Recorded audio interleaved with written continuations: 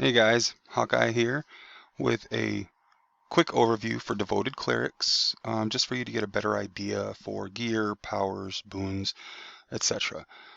So right out of the gate, um, the first thing that they say that you should roll, if you're not planning to spend any money, then you don't want to worry about the Metallic Ancestry Giantborn or Dragonborn. The next best one that's free is going to be the human. Humans get 250 points to all ratings. That's offensive and defense, and also gets a +3 to any stat, which is good. If as long as you're looking at Hawkeye here, you can see that he's a male elf.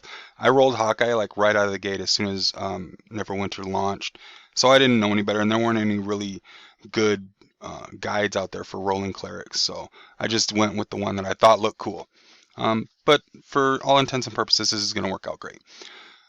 The first thing you should always focus on when you roll a cleric is your dexterity and your wisdom. Dexterity goes directly to crit severity and also movement speed, but that doesn't really matter. Wisdom is going to be the biggest thing. Wisdom obviously goes for control resist. That means that you're not going to be able to be controlled as much with more wisdom, and it also, more importantly, goes to your outgoing heals. All right.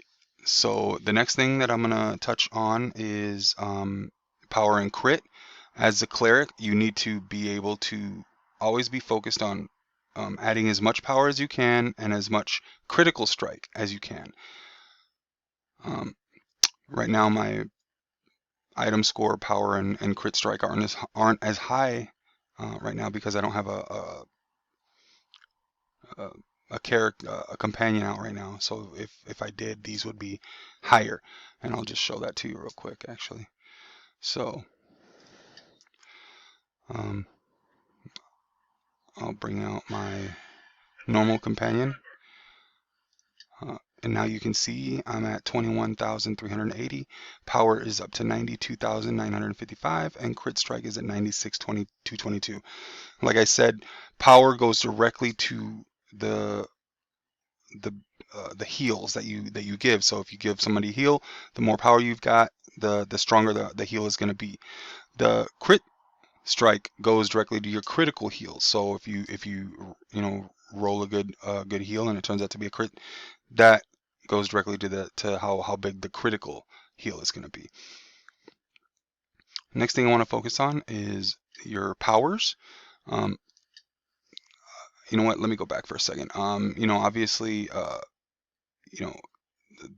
every piece of armor that you have on is going to have a slot for either utility, defense, or offense. And as you can see with Hawkeye, I have nothing but radiant enchantments except for the weapon enchantment and then my armor enchantment. But every single piece of armor and equipment that I have on is going to go toward uh, the radiant enchantments because it gives you the best stats: power, maximum hit points, and defense. Um, so yeah, artifacts for once you're at level 80 and you're already running under mountain and now you're in the wastelands like I am here, you want to try and have the Staff of Flowers as your primary artifact. And then your secondary artifacts, you're not going to get the use like you will out of your primary, but still the powers and the crit stats are going to be what you really want to focus on. So like Hollister's Blast Scepter there, I'm still going to get the 1200 power plus crit, 900 power for Arcturia's Music Box, and the Bad Luck Charm gives you 1840 power. So yeah, just to let you know. And then for if you have the Staff of Flowers, it's always good to have the entire set. So the Woven Vine for the neck and the Blooming Cord for the belt. And as long as you have the set of 3, you'll always get the rune of cooperation. So when you use a daily power, create a rune on the ground, which is like a big flowery circle. It gives you 5,000 awareness, 5,000 combat advantage, plus 3,000 power and 3,000 crit. Any foes that are inside the circle will move 25% slower, and they're also dealt 4,600 poison damage every second for 12 seconds. So it's a really good artifact, especially if you have the set. Get it up to max level, and it'll really help you out, especially if you need to do some damage or maybe just buff up your companions while you're fighting a boss. All right, moving on, let's go to powers. My at-will powers, I am using Sacred Flame and Blessing of Light. Just to let you know, because he is a Devoted Cleric, this is going to be the only attack that I have on Hawkeye. Everything else that Hawkeye has is all devoted to healing. So having at least one attack is going to be good because it helps you generate divinity, and we'll get to that in a second. So going on to counters, I have equipped on my Q button, my Q key is Bastion of Health. This is going to be the heal that you're going to use the most of all the time. You're never not going to have Bastion of Health equipped. This is going to be your AoE heal. Like I said, this is going to be the one you're going to use the most of. This is pretty important. The next one that you're always going to have is going to be Intercession. This one is an instant heal, and it's an instant grand heal. So let's say you're in a group, one of your party members seems to be 50%, maybe even down to 80% of his 80% health gone. You cast Intercession, and it will heal him up almost all the way up. Especially if he's down to like 75%, something like that. But yeah, Intercession is like an emergency heal because there's a 23-second cooldown. So only use that when you see somebody might die. You can't get them fast enough with Bastion of Health. Throw Intercession on them. Make sure you're looking at them when you throw this, because this is intentionally for the party member with the lowest hit points that's standing near you. So run over to the guy if you can. Make sure you're looking at him. Throw Intercession on him. It'll be a great emergency heal. Right now I have Cleansing Light because I'm running Amiz a lot with my guild. And what this does is it heals for just a little bit. It's a 300 magnitude heal, but the reason why you want Cleansing Light, especially if you're running MEs in the Undermountain, is because it removes one negative effect. So those debuffs that your party members get from hitting one of those traps, especially if you have the runes attuned, this is what you want to have on while you're running those because it cleans that rune off. Otherwise, you could be going with Exaltation. Exaltation increases your outgoing healing and damage by 20%. So your next heal is going to be 20% stronger if you cast Exaltation first.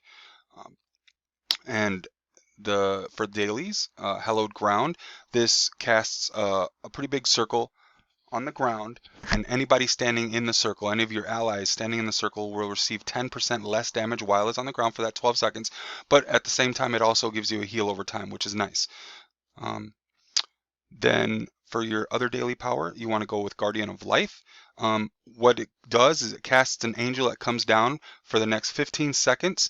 She will be an off heal for you. So if you're in a pinch, you guys are fighting a bunch of mobs and you don't think you can keep up with the heals, cast Guardian of Light. She comes down. She does great. Helps you heal the party while you're healing. So just gives you a buffer, helps you heal up your party while you're in that quick little instance. Okay, so back to Divinity, like I was earlier. The only thing you need to worry about as far as putting something on is Mark of Divinity.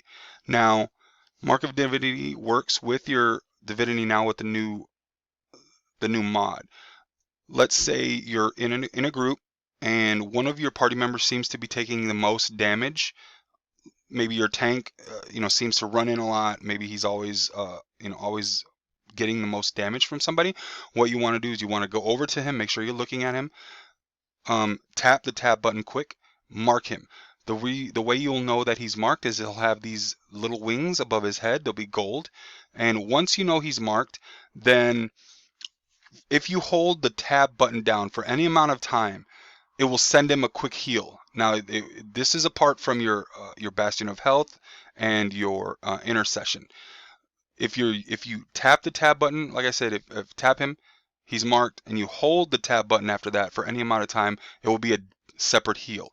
Now, if he's marked and that guy that seems to be taking a lot more damage than usual, if he's getting down there, intercession hasn't worked, bastion of health is not working, and he just seems to be just taking a bunch of damage, if you hold the tab button down for at least 3 seconds, it's got to be 3 seconds or longer.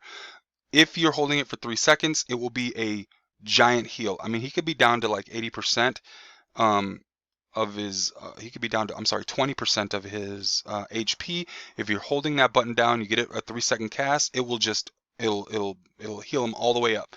It's a great way as an emergency heal, but like I said, it's a 3-second cast, so you might want to start casting it a little early if you know that he's not going to survive the fight that he's in, and you see that he's just taking just a ton of damage. Start holding that tab button down to make sure that he doesn't die, and it'll be a great way to keep him healed up.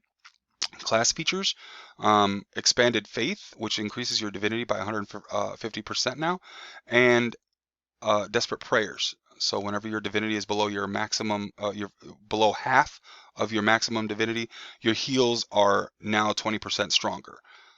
So that's always great. Feats are repeated blessings, battle prayer, blessed armaments, persistent guardian, and gathering light. Now obviously, like I said, this is just a quick look at how I've got Hawkeye set up.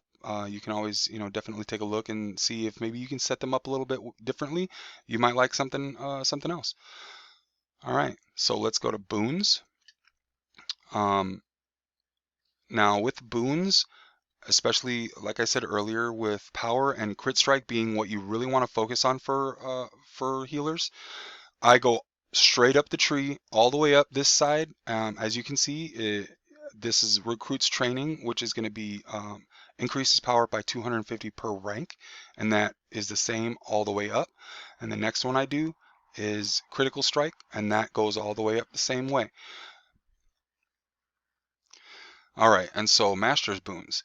The one that you really want to focus on, there's two here, Blessed Advantage and Blessed Resilience. The one that you really want to focus on, Blessed Advantage, chance on heal. When you heal for at least 10% of the target's health, there's a chance that you will have an added effect applied to that target for 10 seconds. Rank 1 is apply a heal over time effect. Now here's where they get different, because they both do the same thing up to rank 2.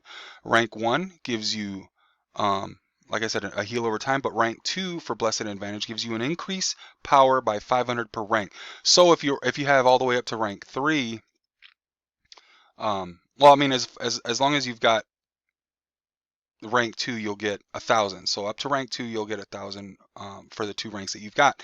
If you go up to rank 3, it'll be another 500. So you'll 1,500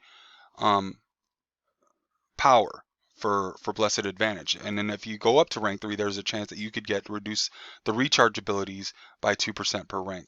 So that's 6% as well.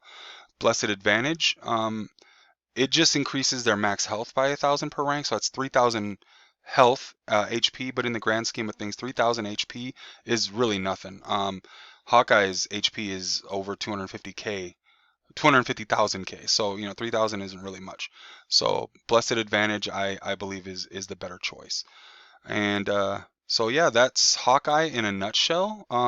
I didn't touch on the companions portion because the companions really don't mean a whole lot anymore. Not like they did before the mod.